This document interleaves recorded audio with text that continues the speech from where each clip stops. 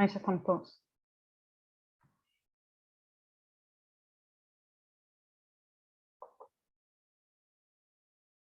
Estamos, entonces. Bueno, ¿qué encontraron buscando la palabra SEO? Hombres como oficinistas. Solo hombres. Digo, tanto No hombres como encontré hombres y mujeres. Les Sí, voy su a mayoría pedir hombres, que pero hagan había unas imágenes de mujeres. una última búsqueda. Ahí les pego en el chat.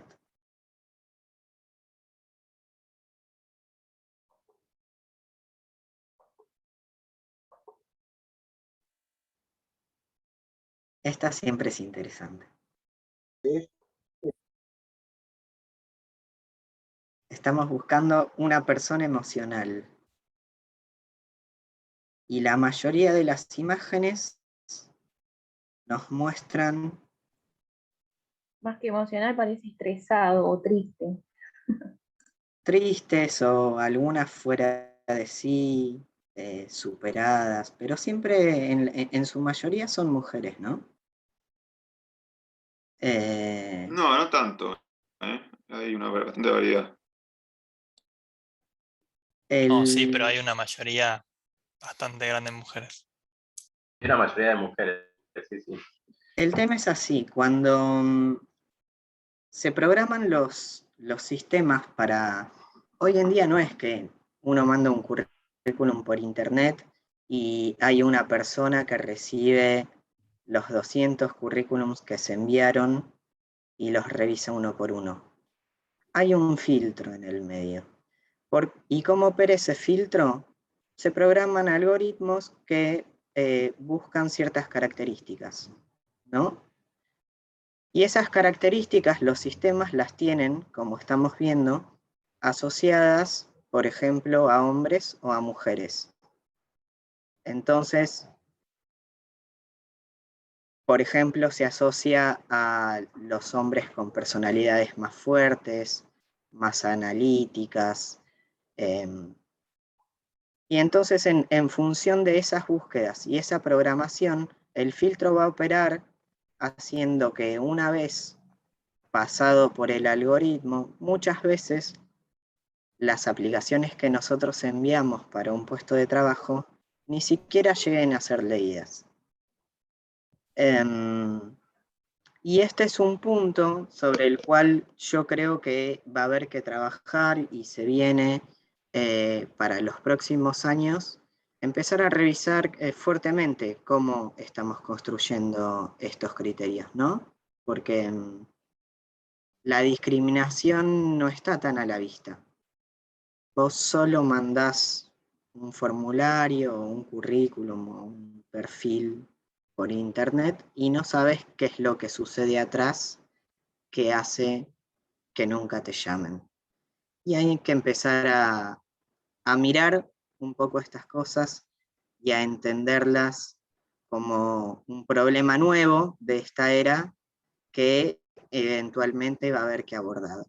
Y yo creo que posiblemente el abordaje incluya un abordaje desde el campo del derecho. Así que bueno, era un ejercicio como para reflexionar un poquito y distendernos. Y ahora vas vos de nuevo, María. Bueno, qué interesante lo que nos planteaba Sebastián. Y ahora les vamos a mostrar un video que hace referencia a nuestro próximo tema, que es el tema de las tareas de cuidado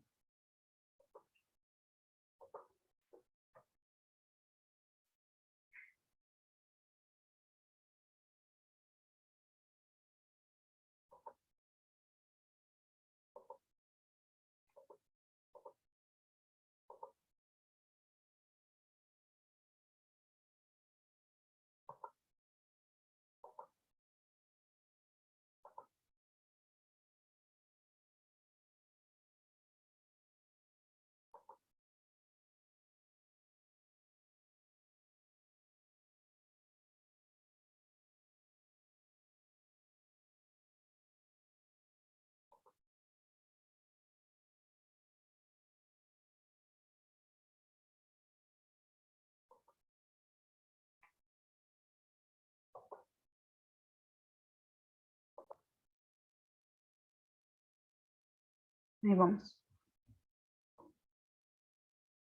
El próximo tema son las brechas de género y las tareas de cuidado y trabajo feminizados.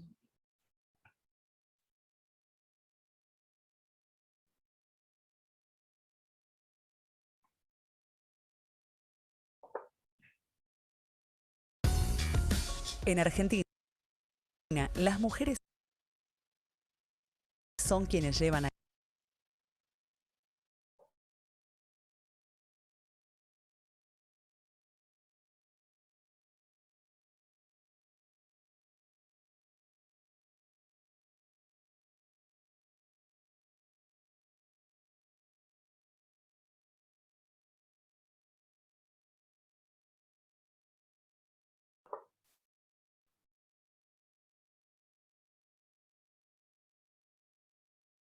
cabo la mayor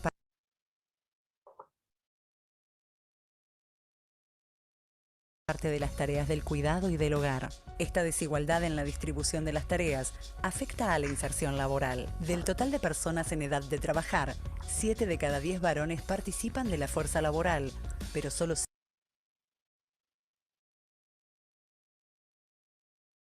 5 de cada 10 mujeres lo hacen. Además, para ellas es más difícil conseguir empleo, lo que se traduce en brechas tanto en la tasa de empleo como en la tasa de desocupación. El hecho de tener un empleo no garantiza que las condiciones de trabajo sean decentes. La informalidad afecta en mayor medida a las mujeres, y muchas de ellas trabajan menos horas por semana de lo que desearían. Los estereotipos de género contribuyen a encasillar a las mujeres en determinados roles. De hecho, las ocupaciones del cuidado, como trabajo doméstico, educación y los servicios de salud, son las actividades con mayor presencia de mujeres. Esta clara segregación ocupacional alimenta la brecha salarial. Las mujeres ganan un 25% menos que los varones y tienen menor presencia en los puestos jerárquicos. Y, después de 25 años de vigencia de la Ley Nacional de Cupo Femenino, las mujeres siguen siendo una minoría en el Congreso Nacional. El impacto de estas diferencias se ve durante la trayectoria laboral, pero también después. En las pensiones por jubilación, la tasa de cobertura previsional es menor entre ellas. En su 50º aniversario, la oficina de la OIT en Argentina refuerza su compromiso para lograr la igualdad de género en el mundo laboral, dándole así forma al futuro del trabajo que queremos.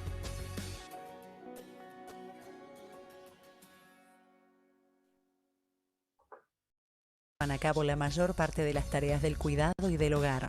Esta desigualdad en la distribución de las tareas afecta a la inserción laboral. Del total de personas en edad de trabajar,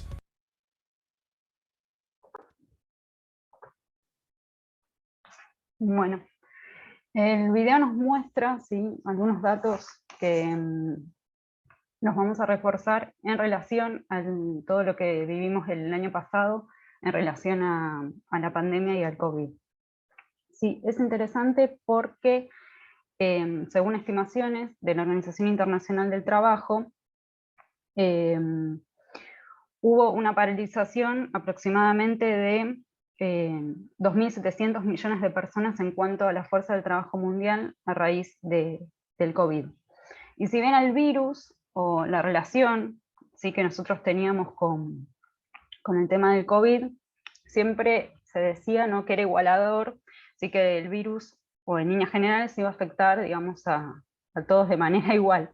Sin perjuicio de lo cual, ahora vamos a ver algunos datos, ¿sí?, que en realidad esta enfermedad, y tanto la pandemia, puso de manifiesto muchas diferencias respecto a todas estas cuestiones que estamos hablando de clase, raza, según el posicionamiento geopolítico, y por supuesto, respecto al género. Bueno, para no aburrirlos, tenemos que pensar, ¿sí?, en cómo fue la incorporación del empleo o de las mujeres, ¿sí?, la incorporación al mercado laboral. Si bien históricamente la mano de obra masculina, ¿sí?, tenía, o mejor dicho, tiene, digamos, una inserción de manera cíclica, ¿sí? En cambio, las mujeres ingresan al mercado laboral de manera intermitente. Y esto lo podemos ver, por ejemplo, en la década de los 90, cuando a raíz de los despidos, digamos, masivos que se realizaban al género masculino, las mujeres vinieron a compensar la caída de ingresos, y es por eso que vemos durante esa época mayor inserción de empleo femenino. Por ejemplo, en 1990 la población económicamente activa femenina aumentaba, y aumentó a un ritmo de un 36,8%. Y hoy por hoy, la población económicamente activa femenina al tercer trimestre del 2019 es del 49,2%. Y es interesante pensar las brechas de género, ¿sí? Porque las mujeres sufren los mayores niveles de desocupación, 10,8 contra 8,9 que la masculina. También sufren mayor precarización laboral, ¿sí? Un 36% contra un 34,2%. Y como vimos en el video, ganan en promedio 29% menos que los varones. Y esta diferencia se amplía, digamos, en el sector informal, que alcanza un 35,6%. También es interesante pensar el tema de la protección social, ¿sí? Porque las mujeres sí perciben el 96% de las asignaciones universales por hijo, y dado que más del 80% de los hogares son monoparentales. Y es interesante también destacar un dato, ¿sí? Que el INDEC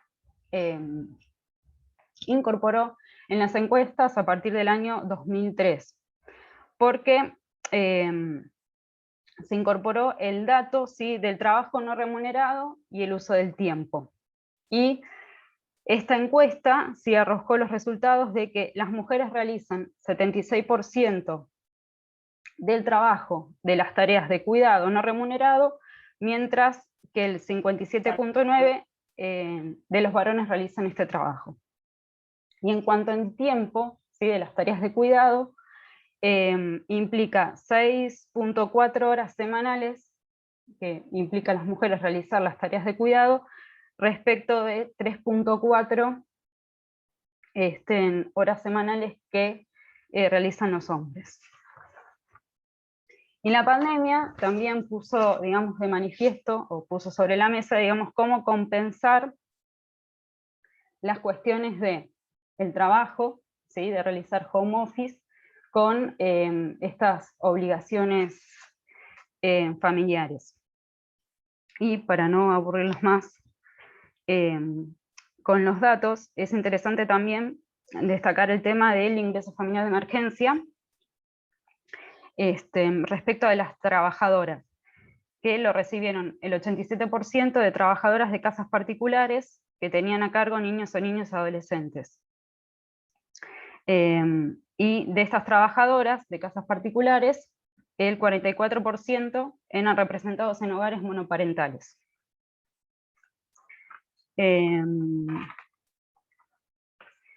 Y lo que queremos destacar, ¿sí? Respecto de las tareas de cuidado en general, es el anacronismo que tiene nuestra ley de contrato de trabajo. En primer lugar, porque si uno va a los artículos específicos, que nosotros les dijimos que lean, lo primero que dice es que autoriza la capacidad laboral de las mujeres. Y ahí decimos que es un anacronismo, no solamente por el tema de autorizar la capacidad laboral, sino por el tema de las licencias, ¿sí? Porque no tiene incorporado, por ejemplo, el convenio 183 de la OIT, no tiene incorporado el tema de las licencias masculinas, y tampoco está contemplado en la legislación, si en la jurisprudencia, el tema de la protección familiar, que es, digamos, de concepción tradicional. Y finalmente les vamos a mostrar un video.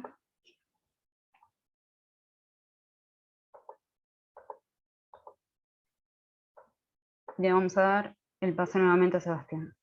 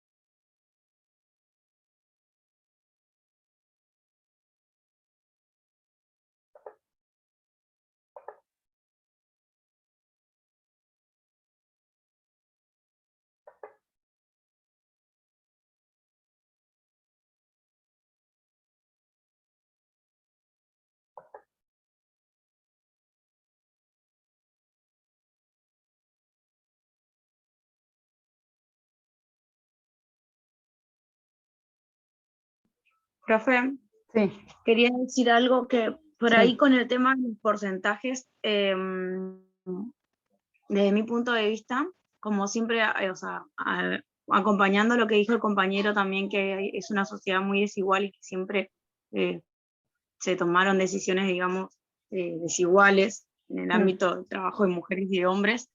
Me parece que los porcentajes también tienen que ver por esta evolución, digamos, congelada que tuvo la mujer en los puestos de trabajo, de política y demás, y que no tuvieron los hombres en las áreas que las mujeres, la familia, de ancianos, de niñez, tareas del hogar. Como en esa parte de evolución, digamos, la mujer fue ocupando puestos extras, digamos, sumados a la tarea del hogar, y el hombre se quedó en el mismo lugar, digamos, y no pudo acompañar, digamos, a la mujer en este aspecto. sí, sí, es interesante el tema de la incorporación laboral, digamos, tanto de la mano de obra masculina y femenina, y todo lo que dice Mariel es la teoría del techo de cristal, ¿sí? ¿Cuántos son los trabajadores o qué puestos acceden los trabajadores hombres versus a los trabajadores mujeres? Y un poco también lo que decía Sebastián, y retomando con la cuestión, por ejemplo, algorítmica o informática.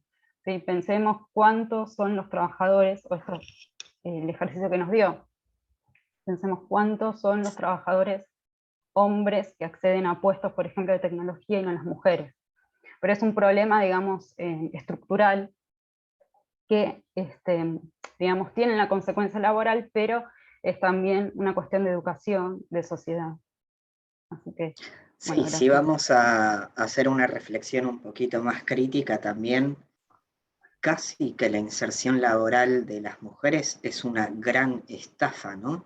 Porque si nos remontamos al pasado, la mujer estaba todo el día laburando en la casa, el varón salía a trabajar afuera, se incorpora la mujer al mercado laboral y tiene que hacer las dos cosas. No es que deja de hacer una para hacer la otra. Entonces es una gran estafa en algún punto, en la medida que no se equiparen también las tareas domésticas, el reparto de tareas domésticas. Me llamaba la atención los números que decía la encuesta que tiraste, Mari, de las horas semanales, ¿no? Porque la verdad es que si solamente tenés que dedicarte a cocinar el almuerzo y la cena, ya ahí tenés 2 horas por día, con lo cual mínimo son 10 horas semanales. Ni hablar si vas a lavar los platos, barrer, no sé, y hacer un montón de otras cosas, ¿no? Una cena y un almuerzo rápido, Sebastián, porque 2 horas por día, la verdad que es bastante poco. Por eso digo, si van a hacer fideos con manteca, por ahí está. La encuesta del INDEC, o sea, interesante porque agregó justamente ese dato. O sea, el tiempo, el dato, digamos, temporal entre el trabajo no remunerado y el uso del tiempo. Me gustaría agregar algo, si me lo permiten, que también hay muchos puestos laborales que solamente buscan hombres. A mujeres directamente ni siquiera las consideran. Eso también es como una brecha muy discriminatoria, porque si un hombre lo puede realizar, una mujer también. Justamente, vamos a hablar un poco de esto ahora con Sebastián y creo que, bueno, justamente Mariela este video que está pasando ahora, o va a pasar ahora, tiene un poco que ver con esa temática, con esa dificultad. Bueno, reproducimos el video y después dejamos abierta comentarios y a Sebastián.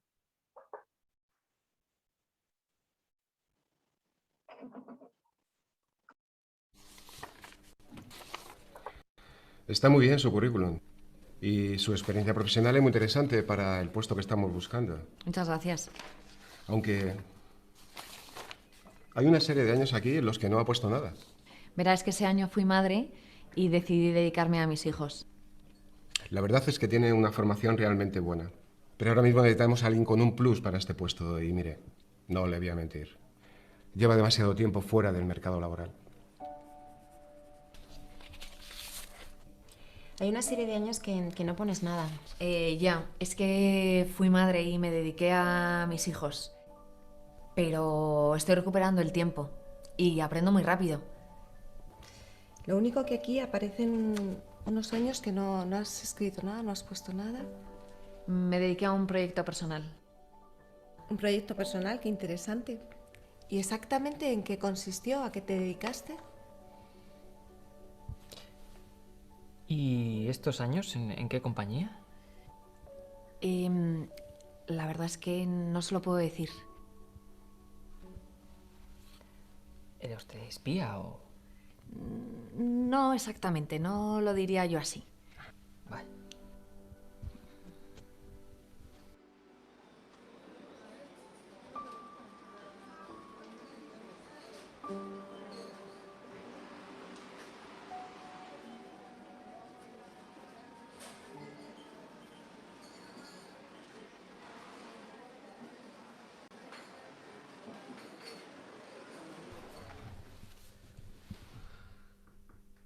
Su currículum es realmente bueno. Pero la hemos llamado sobre todo porque necesitamos a una persona exactamente con el perfil que usted ha desarrollado en estos últimos años. Buscamos a alguien con dotes de organización, que sepa tomar la iniciativa cuando las circunstancias lo exigen. Ahora mismo es más importante que nunca tener a alguien en la empresa que desprenda energía positiva y que sepa motivar a los compañeros. Alguien que tenga capacidad de gestión y no tenga miedo a asumir riesgos. Es fundamental tener una persona polivalente y con inteligencia emocional. Laura, la verdad es que usted tiene ese plus que buscamos. Solo una cosa. ¿En qué empresa dice que desarrolló todo esto?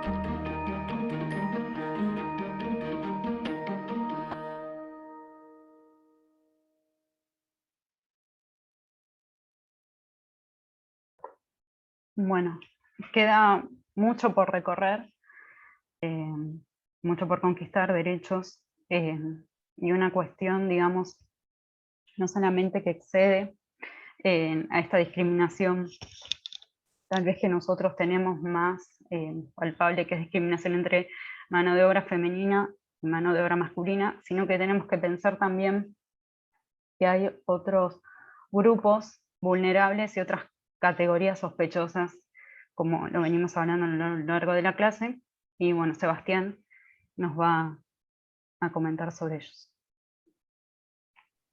Bueno, vamos a arrancar con un videíto también. Fíjense el tema del volumen, porque por lo menos en mis auriculares le tengo que bajar el volumen porque si no me aturde un poco.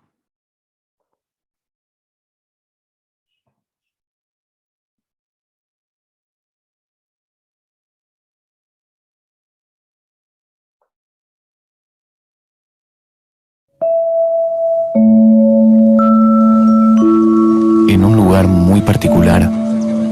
La villa se formó por lo que dijo el arzobispo, que los maricones y las travestis teníamos que vivir en una isla para no molestar a la gente.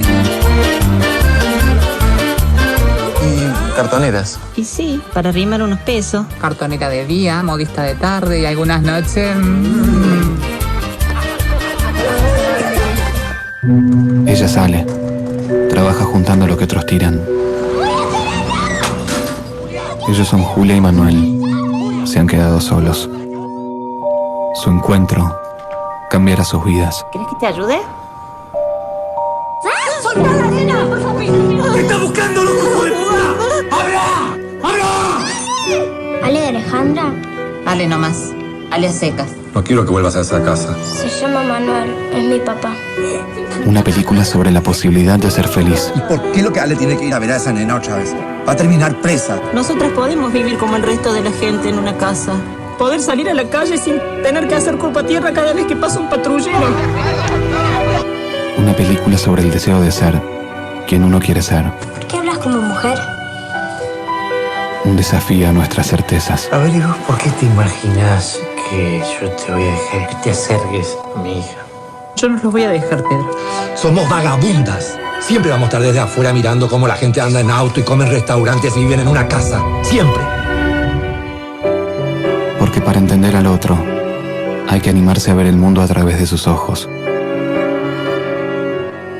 Rodrigo de la Serna, Camila Sosa Villada, Maite Lanata. Mía. Estreno 10 de noviembre.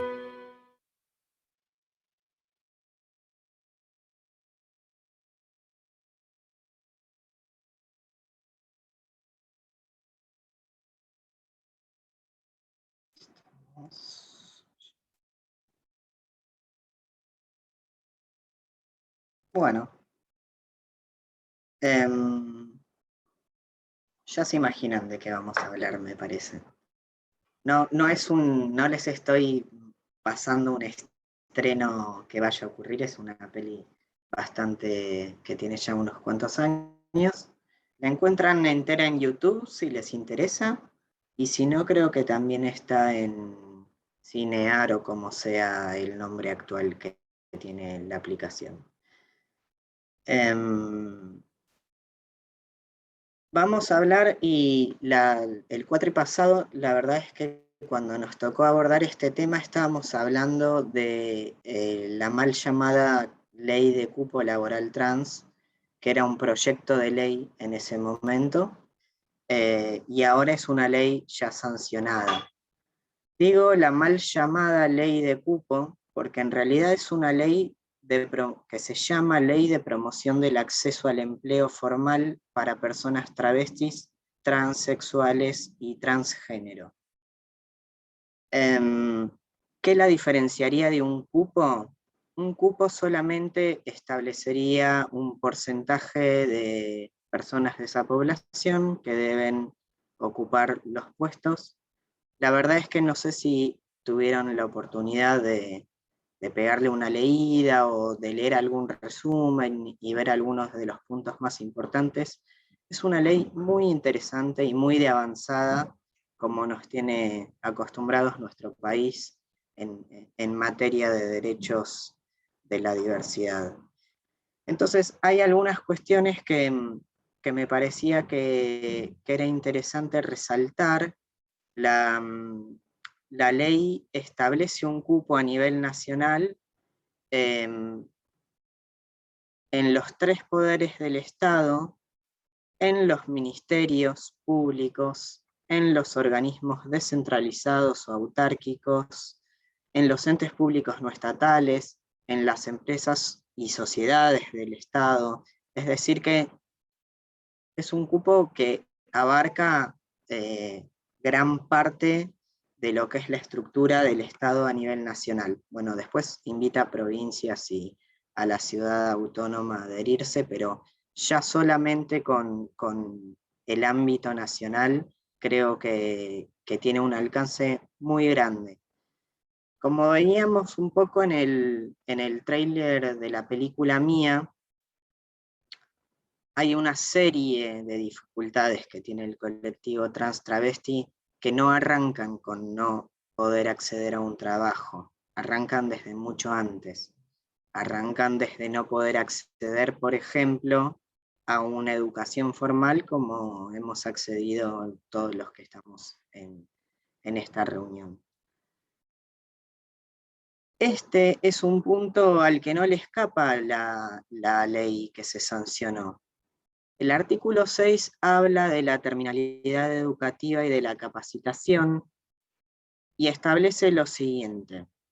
A los efectos de garantizar la igualdad real de oportunidades, el requisito de terminalidad educativa no puede resultar un obstáculo para el ingreso y permanencia en el empleo en los términos de la presente ley. Si las personas aspirantes a los puestos de trabajo no completaron su educación en los términos del artículo 16 de la ley 26.206 de Educación Nacional, se permitirá su ingreso con la condición de cursar el o los niveles educativos requeridos y finalizarlos. En estos casos, la autoridad de aplicación debe arbitrar los medios para garantizar la formación educativa obligatoria y la capacitación de personas travestis, trans y transexuales con el fin de adecuar su situación a los requisitos formales para el puesto de trabajo en cuestión. Esto es absolutamente novedoso, ¿no? Porque venimos de un paradigma en el cual siempre se pone como excusa el temita de la idoneidad para el puesto de trabajo, ¿no? Que es un requisito constitucional, digamos que cualquier persona idónea puede aspirar a acceder a determinado puesto de trabajo. Pero acá le da una vuelta, porque ¿cómo le vamos a exigir idoneidad a un colectivo al que no le garanticemos el derecho a la educación? Entonces se hace cargo y lo retoma y hace una propuesta que para mí es más que interesante. Otro de los puntos, bueno, después también tiene un artículo de no discriminación que, bueno, ya está plasmado en diversas leyes y en la Constitución y en los tratados, con lo cual nunca está mal reforzarlo, pero no aporta nada nuevo. Lo otro que aporta interesante es en su artículo 9 establece que se deben ejecutar acciones de concientización. ¿Por qué es importante esto? Porque en un mundo donde las personas trans y travestis no están incorporadas al mercado laboral, al incorporarlas junto a una población que no está acostumbrada a tratar con estas minorías, es muy posible que haya necesidad de hacer educación, concientización, para evitar que la persona que finalmente acceda a un puesto de trabajo la pase mal, y sea objeto de discriminación o burlas entre sus propios compañeros o compañeras. Así que ese punto me parece que también es bastante interesante, y en su artículo 10 establece una prioridad para los proveedores del Estado. Es decir, que aquellas personas que contraten con el Estado, si hay una oferta de similares características, se va a optar por la empresa que demuestre que tiene políticas efectivas de promoción del acceso al empleo del colectivo trans travesti. Establece incentivos en el sector privado, cuestión no menor, digamos, porque cuando se apunta a una inclusión de un colectivo dentro de la sociedad, a lo que se apunta no es solamente a que accedan a puestos en el Estado, porque van a seguir bajo las sombras y en el margen de la sociedad en la medida que no podamos ir a un kiosco y nos atienda una persona trans, que no podamos ir al supermercado, no sé, pagar el peaje, o tener cualquier tipo de intercambio que tenemos que implica una actividad laboral, y no se ven. La verdad es que siempre que hablamos del colectivo trans travesti, hablamos de algo que es casi un imaginario, porque les pregunto, levanten las manitos si quieren con la función de Zoom, ¿con cuántas personas trans interactuaron esta semana? ¿Este mes? ¿Este año? Este año, ahí vamos con Fernando, este año tuvo una interacción. No, este mes. Este mes, joya, mejor. La realidad es que la mayoría de los que estamos en esta reunión no han tenido interacción con personas trans o travestis.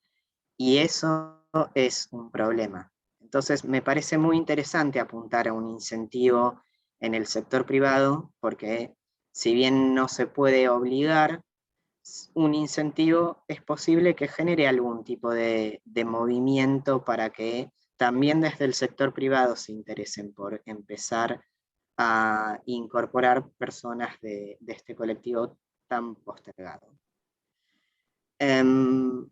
Creo que a grandes rasgos los puntos más importantes de la ley los he cubierto. Hay otro artículo interesante, el artículo 19, que habla de que el incumplimiento total o parcial de la presente ley por parte de las funcionarias y los funcionarios públicos responsables constituye un mal desempeño en sus funciones o falta grave según corresponda. Es decir, no es que no pasa nada si no cumplen con esta ley, ¿no? Ese es otro punto, no es opcional, es una ley que debe ser cumplida. Dicho esto, hablé un montón, les conté un montón de artículos, sí. Sebastián, si querés, cortamos acá y pasamos a unos minutos para finalizar la reunión. Así no se nos corta la... Antes de que corte, ahí en el chat les compartí la disposición del Consejo de Magistratura de la ciudad, que hace 10 días incorporó, y el registro Luana Berkins para el cupo de Laboral Trans. Genial. Vamos a la próxima reunión.